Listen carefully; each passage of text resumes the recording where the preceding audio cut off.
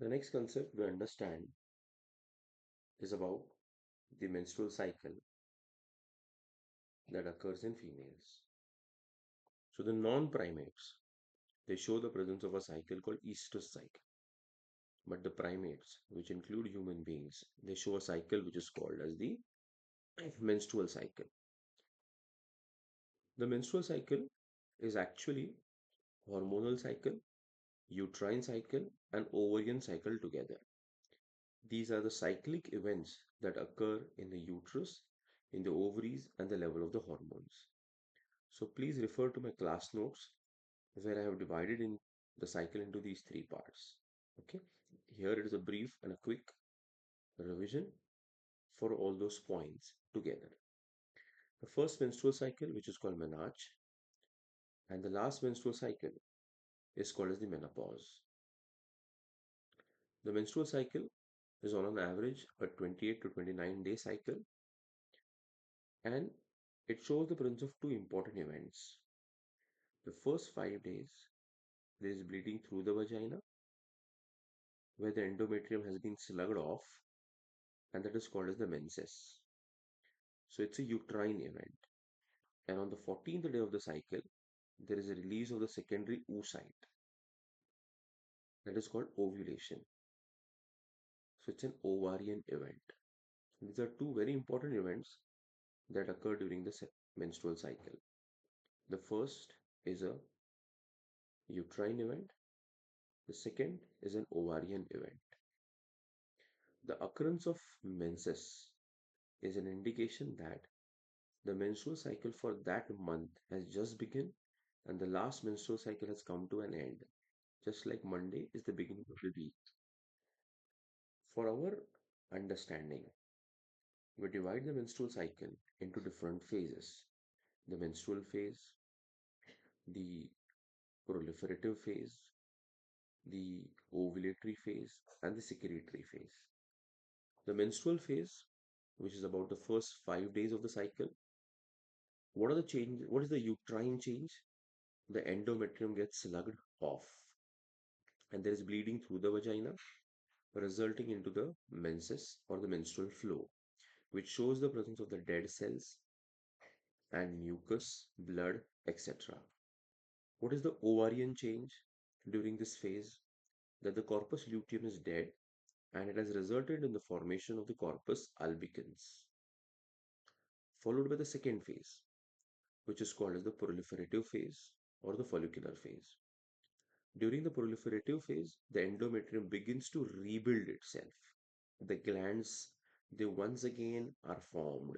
The capillaries come back, and the size of the endometrium significantly increases. At the same time, inside the ovaries, the primary follicles will result in the formation of the secondary, tertiary, up to the Graafian follicles.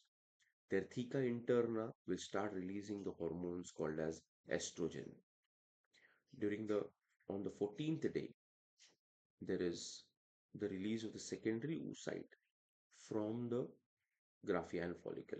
This process is called as ovulation, and that is the third phase, that is the ovulatory phase. The last phase of the cycle, which is called the secretory phase or the luteal phase, the endometrium is fully formed. It has achieved its maximum thickness. The glands have become highly secretive. They produce substances which is called as the uterine milk. It is ready for implantation. The Graafian follicle has resulted in the formation of the corpus luteum. The corpus luteum is secreting mainly the female sex hormone progesterone, which is maintaining the endometrium for a possible pregnancy. So these are the levels of hormones that keep on fluctuating during the menstrual cycle. So if you see, LH will surge on the 14th day of the cycle, and this surge of LH will cause ovulation. If you see FSH, then FSH also reaches its peak by around 13th day, and the level stabilizes throughout the rest of the menstrual cycle. Estrogen shows the presence of two peaks. One, because of theca interna of the Graafian follicle and the tertiary follicles. But after ovulation, there's a drop. Once again, as the corpus luteum starts secreting estrogen, the level will keep on increasing. The levels of progesterone during the first 14th day of the cycle are very low, and the level will begin to increase only after the formation of the corpus luteum. So, the second half of the cycle, you'll see that the level of progesterone has increased. Let us assume one case where no fertilization has occurred. So, on the 28th day of the cycle, the level of progesterone is very high. A negative feedback will go on the hypothalamus. Hypothalamus will stop the production of GnRH. LH ka production will stop. Corpus luteum will be dead. The level of progesterone will fall and menses will occur. And this is an indication that implantation did not take place and the menstrual cycle will continue. The second possibility is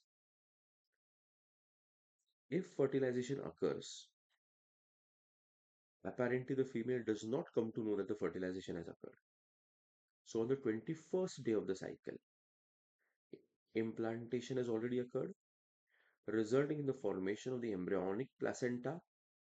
The embryonic placenta releases a new hormone called HCG, human chorionic gonadotropin.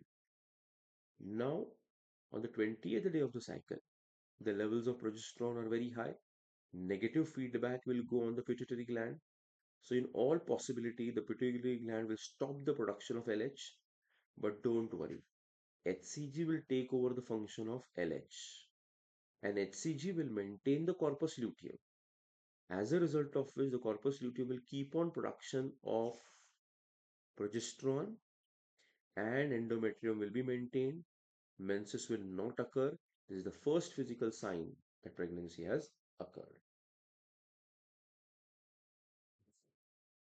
So that is about the menstrual cycle.